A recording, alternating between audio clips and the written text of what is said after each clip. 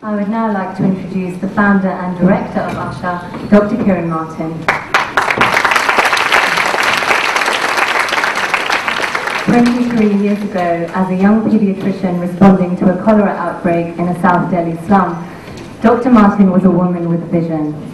She hoped to be able to see the urban poor of her city achieve their potential, enjoy their human rights, and break for themselves the cycles of poverty which had kept them so entrapped.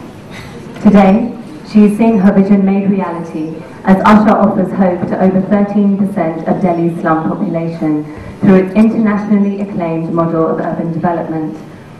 Since 2008, Dr. Martin has spearheaded groundbreaking programs in higher education and financial inclusion.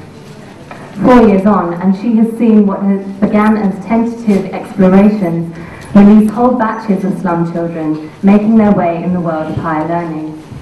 Asha students are gaining a presence at every stage of the learning journey undertaken by their better off peers, and Dr. Martin continues to work tirelessly the world over, garnering support for these children to make their dreams complete.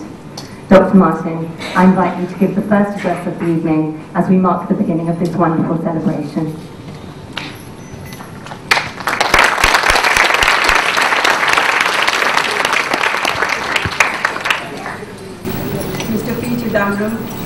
Honorable Home Minister of India, Professor Francis Clooney, Mr. Sunil Pant, our distinguished overseas guests, esteemed members of our audience, and dear children.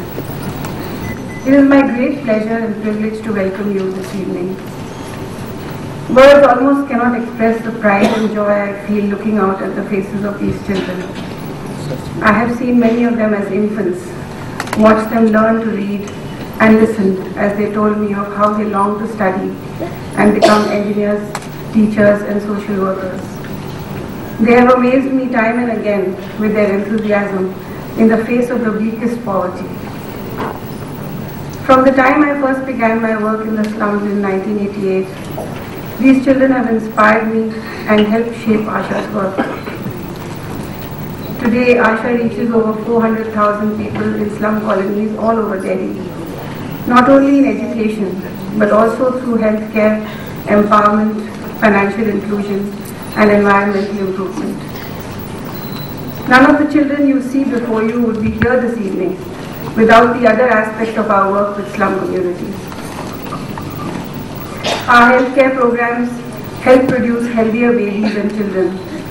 In established Asha slums, the infant mortality rate has fallen from 100 per 1,000 births to a remarkable 16.7. Asha community groups lobby with the government for environmental improvements that make the slums safer, more hygienic places for the children to live. Asha encourages parents to enroll their children in school and teaches the children that they have a voice in society. The picture of horrible conditions a slum brings to mind is not new to anyone.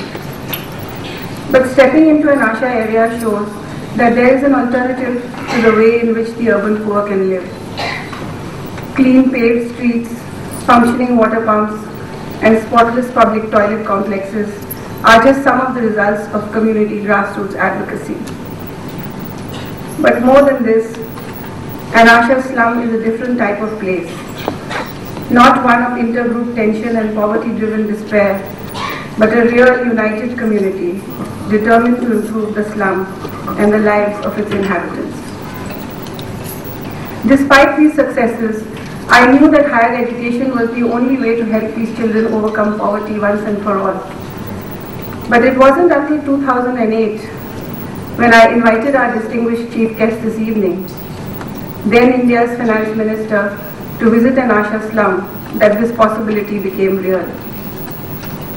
Mr. Chidambaram's next actions were swift and decisive. He called together India's leading national banks and asked them to step up and work with Asha on financial inclusion for Delhi's urban poor. With the advent of financial inclusion, we could proceed with our dream of higher education. That year, we celebrated the admission of 29 slum children to Delhi University, the first such group to gain access to higher education. I am so pleased to tell you that of the original batch, 28 children will be graduating this year.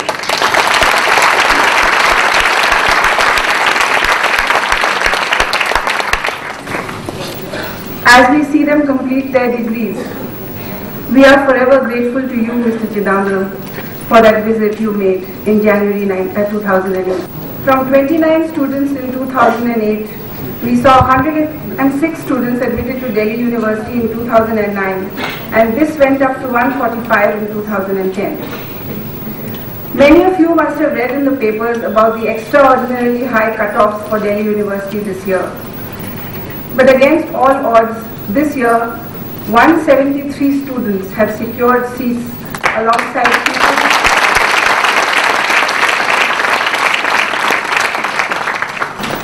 alongside pupils from vastly more privileged backgrounds. This has occurred primarily through Asha's funding. Another 15 children will be going to private colleges and have been given bank loans. This brings the total number of students admitted this year to 188 and to nearly 600 since 2008.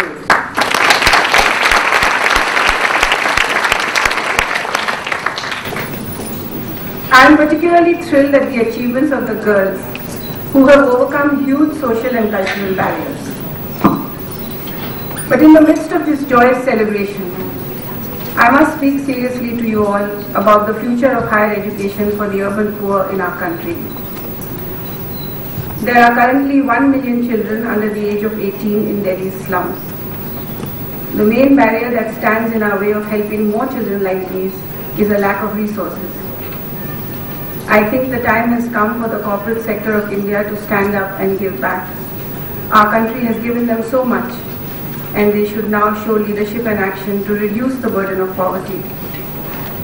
By joining with us and investing in the poor, the business world can help make ours a nation of skilled and knowledge-based workers. We hope that witnessing the hope and possibilities during his years of interaction with these children will inspire the Honorable Home Minister to use his good offices to help us in our goal. Our work would not have been possible, and none of our goals would have been achieved without some fundamental values that have been inspired by our belief in a shared humanity. The principles that define Asha, love, equality, social justice, and a dignity for all, in their practical expression, have achieved miraculous results. I would like to pay tribute to our chief guest this evening. Sir, your commitment to these children remains an inspiration.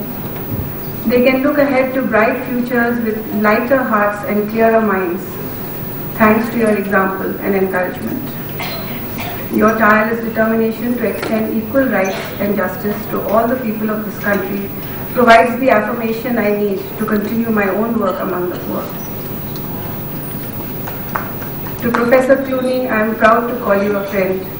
Your abilities as an academic are equaled by your incredible empathy as a person. I thank you for coming all the way from Harvard to be with us today and for your support of Asha's work.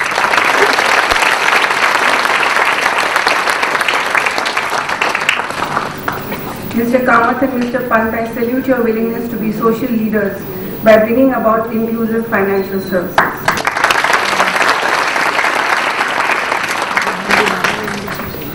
To Ms. Lavina Collins, I extend my warm thanks for your presence this evening.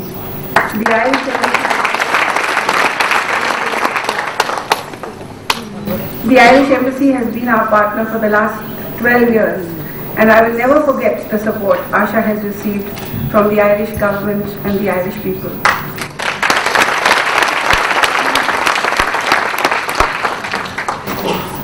I would also like to thank our distinguished guests present in the audience this evening and our friends of Asha around the world for their continued generosity and support.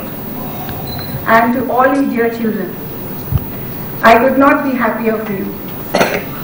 Each of you has attained something remarkable. I wish you all the best for your university careers. I hope that wherever you go in life, you will always remember what this achievement felt like. Thank you.